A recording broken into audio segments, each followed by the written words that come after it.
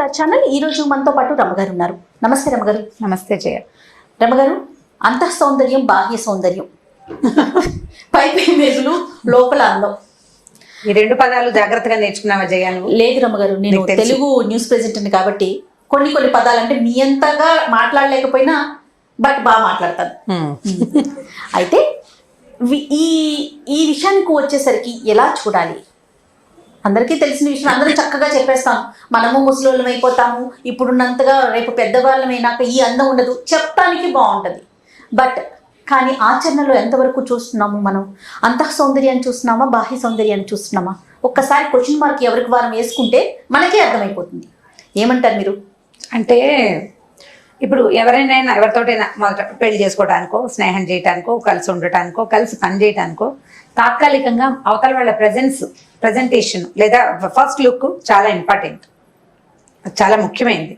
ఇప్పుడు వ్యక్తిని చూస్తాం, ఆయన సాధారణంగా ఉన్నారనుకో, ఏమి మరీ నేమిటి ఇలా ఉన్నాడు, డల్గా ఉన్నాడు అలా అనిపించవచ్చు. వాళ్ళతో మాట్లాడాక, వాళ్ళతో కలిసి పనిచేయటం మొదలుపెట్టాక వాళ్ళ లోపల ఉన్న అద్భుతమైన క్వాలిటీస్ ఏమైనా మనకి అర్థమైతే అప్పుడు ఈ ముందు ఉన్న ఈ వాళ్ళని ఫస్ట్ లుక్ లో మనకి కలిగిన ఇంప్రెషన్ మెల్లిమెల్లిగా పలచబడిపోతుంది. దానికి పెద్ద ఇంపార్టెన్స్ ఏమి ఉండదు. అయితే ఏంటంటే కానీ మొట్టమొదట వ్యక్తులు ముఖాలనే చూస్తారు, బట్టలనే చూస్తారు, ఎవరైనా లోక సహజంగా జరిగేది. అయితే వాళ్ళతోటి ప్రయాణించేటప్పుడు జీవితంలో ముందుకెళ్తుంటే అప్పుడు ఈ బట్టలు కానీ, లేకపోతే ముఖ సౌందర్యం కానీ, చర్మ సౌందర్యం కానీ ఏది ప్రయారిటీనో మనకు తెలుస్తూ ఉంటుంది. అంతేనా? అంతే. ఇప్పుడు ఈ వ్యక్తి విషయంలో ఇది. మళ్ళీ మనం ఇంకొక కొత్త మనిషిని కలిసినప్పుడు మళ్ళా వాళ్ళ ఫస్ట్ లుక్కే ఇంపార్టెన్స్ ఉంటుంది. అది చాలా సహజమైనది. ఇది కరెక్ట్ కాదు అని చెప్పకూడదు, చెప్పలేం కూడా. మనం మొదటి ఇంప్రెషన్ ఒకటి కలగాలి కదా, ఫస్ట్ ఇంప్రెషన్ ఒకటి కలగాలి. కలిగిన తర్వాత వేరే ఎంత కాదు అన్నా మనందరం కూడా జనరల్ గా చూసేదే అది, మనుషులు చూసేదే అది. అయితే ఏంటంటే చాలా కొద్ది మంది వేటికి ఇంపార్టెన్స్ ఇవ్వకుండా ఉండే మనస్తత్వాన్ని కలిగి ఉంటారు. వాళ్ళది ఒరిజినల్ గా వాళ్ళ తీరది. వాళ్ళు బాహ్య సౌందర్యానికి ఏ ఇంపార్టెన్స్ ఇవ్వరు. చాలా కొద్ది మంది ఉంటారు. వాళ్ళకు కూడా తమ ప్రెజెన్స్ మీద పెద్ద ఆసక్తి ఉండదు, ఎలాగోలాగా ఉంటూ ఉంటారు. ఇప్పుడు మనం చక్కగా అలంకరించుకుని నీట్ గా మనం చక్కగా ఉండి ఇలాంటి మాటలు మాట్లాడేవనుకో, మీరు మాత్రం బాగా తయారవుతున్నారు కదా అని అనిపిస్తుంది. ఇది ముందుకెళ్తుంటే మనం సౌందర్యానికి ఇంపార్టెన్స్ ఇవ్వాలా అక్కర్లేదా అనేది తెలుస్తుంది. సాధారణంగా మనం అవతల వాళ్ళ సౌందర్యం పట్ల మనకి ఆసక్తి, అభిరుచి, అభినివేశం, దాని మీద ఇంట్రెస్ట్ ఎప్పుడు ఉంటాయి? జీవిత భాగస్వాముల పట్ల, భార్య పట్ల కానీ, భర్త పట్ల కానీ, అప్పుడప్పుడు కొలీగ్స్ వల్ల కూడా. ఇప్పుడు మన అమ్మ సౌందర్యం మన ఏ రకంగా అయినా ఇంప్రెస్ చేస్తుందా? అమ్మ ఎలా ఉన్నా అమ్మలు అందంగానే ఉంటారు. మా నాన్న ఎలా ఉన్నా వాడు బాగానే ఉంటుంది. మా చిన్నప్పుడు నెత్తి నిండా జుట్టుండి చక్కటి క్రాఫింగ్ ఉండి మన చేయి పుచ్చుకుని తీసుకెళ్ళిన నాన్న మనం కాస్త పెద్ద అయ్యేసరికల్లా జుట్టు ఊడిపోయి, పళ్ళు కొంచెం లూజ్ అయిపోయి, కళ్ళజోడు వచ్చేసి వీక్గా డల్గా అయినా కూడా మన నాన్న మనకి హీరోలాగానే ఉంటాడు. అక్కడ సౌందర్యం పాయింటే లేదు. ఇప్పుడు కొత్తగా పెళ్లి చేసుకోబోయే వాళ్ళకి బాహ్య సౌందర్యానికి ఇంపార్టెన్స్ ఇవ్వద్దని ఎలా చెప్తాం? చెప్పలేం కదా, అసలు చెప్పలేకపోతాం. అక్కడ మాట్లాడకూడని మాట మనం ఏం చెప్పొచ్చు అలాంటి సందర్భాల్లో? అబ్బాయి చూడడానికి సామాన్యంగా ఉన్నాడు కానీ బుద్ధిమంతుడు, మంచి ఉద్యోగం, బాగా చదువుకున్నాడు, వీళ్ళ ఫ్యామిలీ అంతా ఆదర్శవంతులు, కట్నాలు అవి ఆశించరు, గుడ్ బాయ్, అందాన్ని కొడుకు తింటామా అని ఇలాంటి అవన్నీ తర్వాత డైలాగులు. మనం ఇలా ఇంప్రెస్ చేస్తే ఈ మిగిలిన సద్గుణాల వల్ల ఈ బ్యూటీగా చక్కగా అందంగా ఉండటం అనే క్వాలిటీ కొంచెం కాస్త దాని మీద పక్కకు పెట్టచ్చు. కాకపోతే అసలు ఇంపార్టెన్స్ ఇవ్వద్దు, అబ్బాయి ఎలా ఉన్నా సరే అని అనకూడదు, అనలేం కూడా. ఒక చందమామ కథ ఉంది, చెప్దాం చూడండి. కథ కూడా ఇంట్రెస్టింగ్ గా ఉంటుంది. కోసల దేశానికి ఒక యువరాజు ఉన్నాడట. ఆయన పేరు సోమదత్తుడు.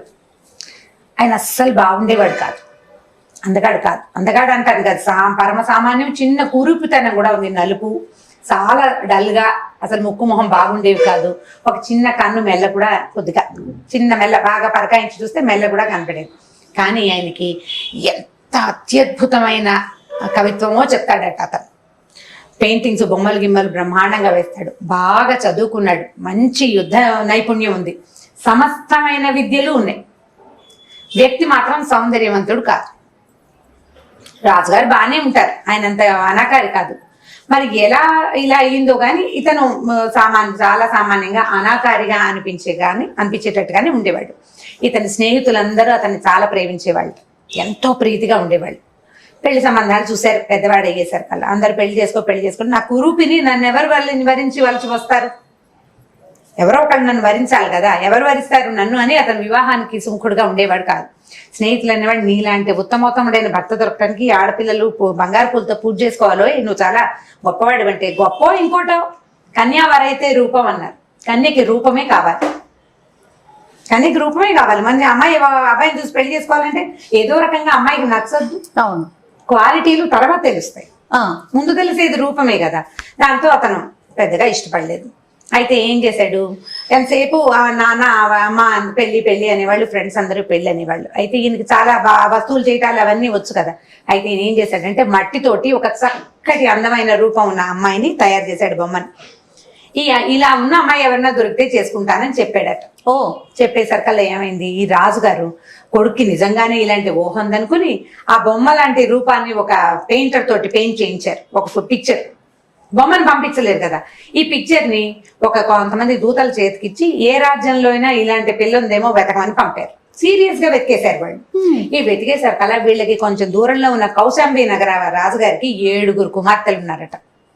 అందులో పెద్ద అమ్మాయి ప్రభావతి అచ్చు ఈ పిక్చర్ లో లాగానే ఉంటుంది. ఓకే, ఇతను మట్టితోటి చేశాడు కదా, బొమ్మ కొంచెం మట్టి రంగులో ఉంది. పెయింటర్ వేసినప్పుడు మట్టి రంగుతోటి వేయలే.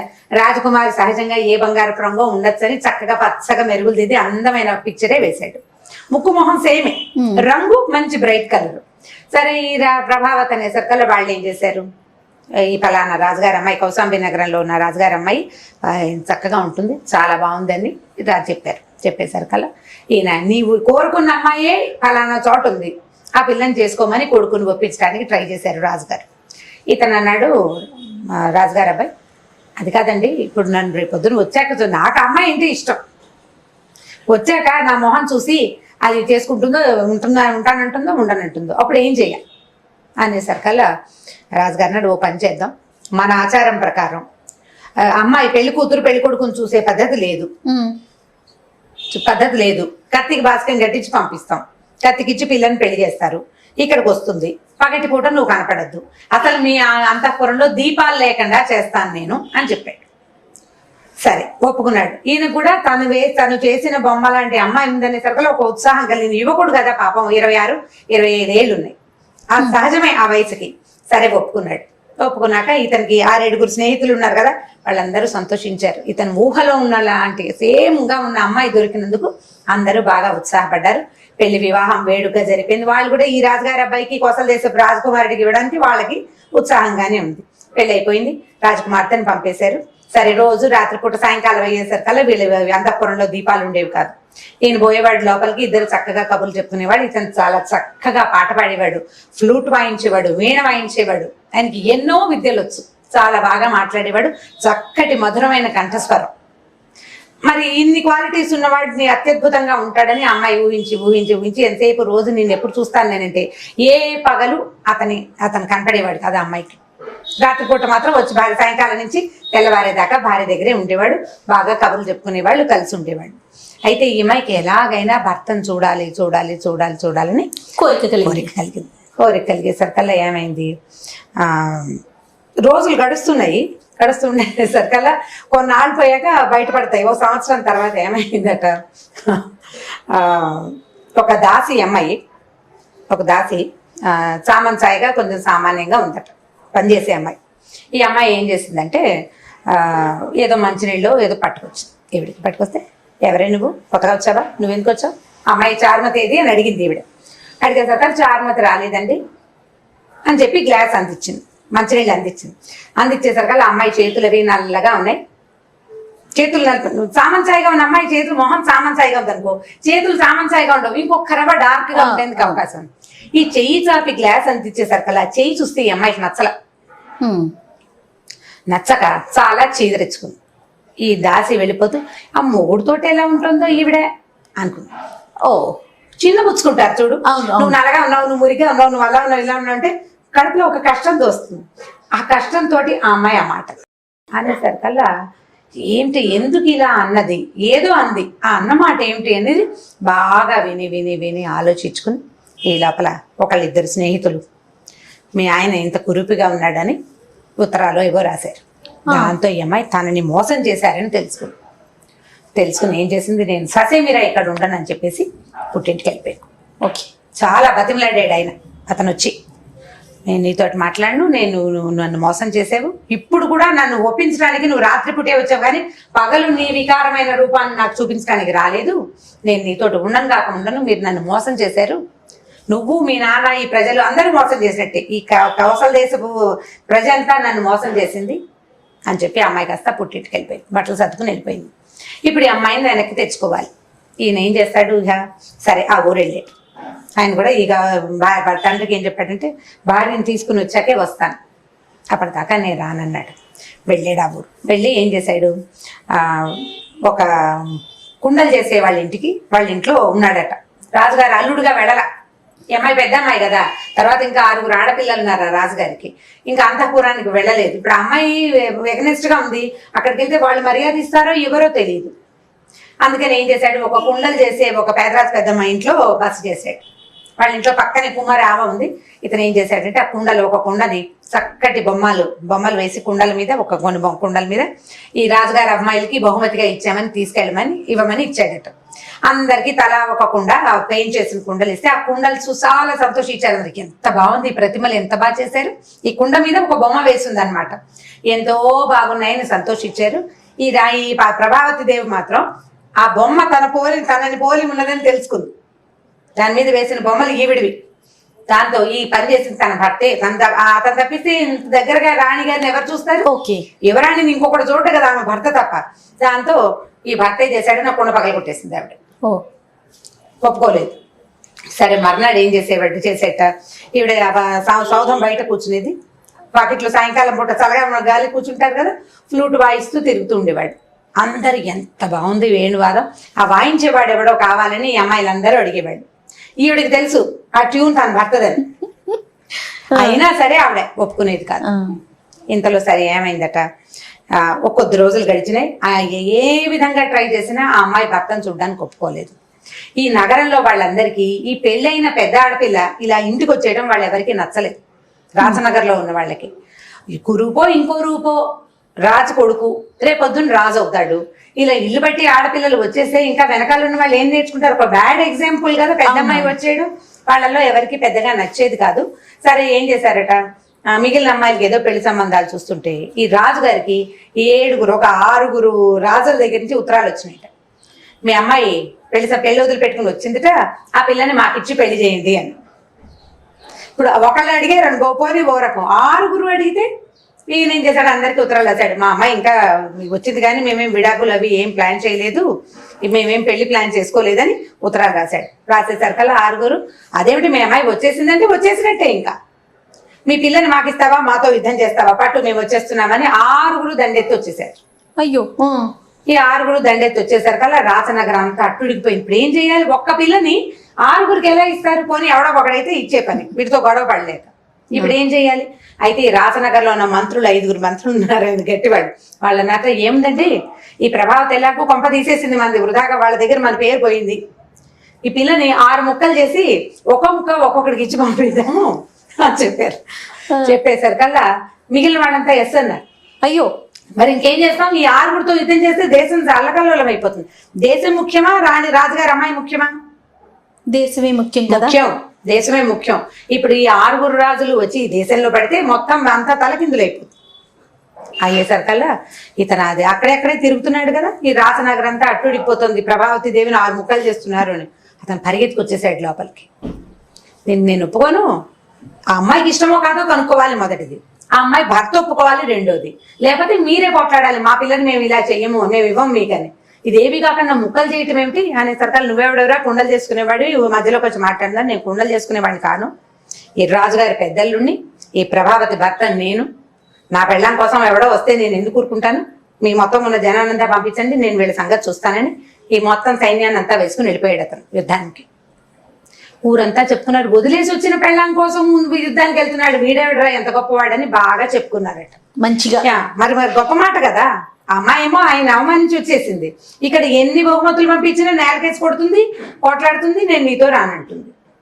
అతను కురూపని ఈ రాజ్యం అంతా ప్రచారం చేసింది, అతను కురూపి, నేను అందుకే వదిలిపెట్టి వచ్చానని. అలాంటి భార్య కోసం ఒకడు ఈ యుద్ధానికి సాహసిస్తున్నాడు, పైగా ఒకడు కాదు 6 రాజులతో. దాంతో ప్రజలంతా ఎంత గొప్ప ఇల్లు దొరికాడు, అసలు రూపానికి ఏమి ఇంపార్టెన్స్, ఎంత అత్యద్భుతమైన వ్యక్తిత్వం ఇతను. భార్యని ఇంకొకటి అడగటం ఏమిటని లేచాడంటే ఎంత వీరాజు వీరుడు అని బాగా చెప్పుకున్నారు. ఈ అమ్మాయి కూర్చొని ఏడవటం మొదలుపెట్టి అయ్యో నా భర్త ఇప్పుడు యుద్ధానికి వెళ్ళి ఏమైపోతాడు అని కచ్చ పట్టలేకపోయింది అనమాట అమ్మాయి. సరే ముందంతా కోపం వచ్చింది, ఇప్పుడు దుఃఖంగా ఉంది. ఈయన యుద్ధానికి వెళ్ళేసరికి అలా వచ్చిన 6 ఇతని ఫ్రెండ్స్. వీళ్ళు ఎప్పుడైతే ఈ రాజకుమార్తె ఇతను వదిలిపెట్టి వచ్చేసిందో వాళ్ళు అవమానపడ్డారు. ఇంత గొప్ప వ్యక్తిత్వం ఉన్న వ్యక్తిని ఈ వదిలిపెట్టి వెళ్ళటం ఏంటి, వదిలిపెట్టి వెళ్తే వాళ్ళ అమ్మ నాన్న 2 లెంపకాయలు వాయించి ఇప్పుడు అత్తారింటి పంపకుండా ఆ అమ్మాయిని ఇంట్లో అట్ట పెట్టుకున్నారు అన్న కోపంతో వాళ్ళంతా దండయాత్రకు వచ్చారు. ఇతను వెళ్ళేసరికి వాళ్ళంతా అదేంటి నీ భార్య నిన్ను ఒప్పుకుందా అంటే, ఒప్పుకున్నా ఒప్పుకోపోయినా నా భార్యని నేను వదిలిపెట్టను. ఇలాంటి వ్యక్తిత్వం ఉన్నవాడిని ఎలా వదిలిపెట్టుకొచ్చింది ఆవిడని ఆశ్చర్యపోయారు. 6 రాజకుమారులు ఇతనితో పాటు వీళ్ళ మామగారింటికి వచ్చారు.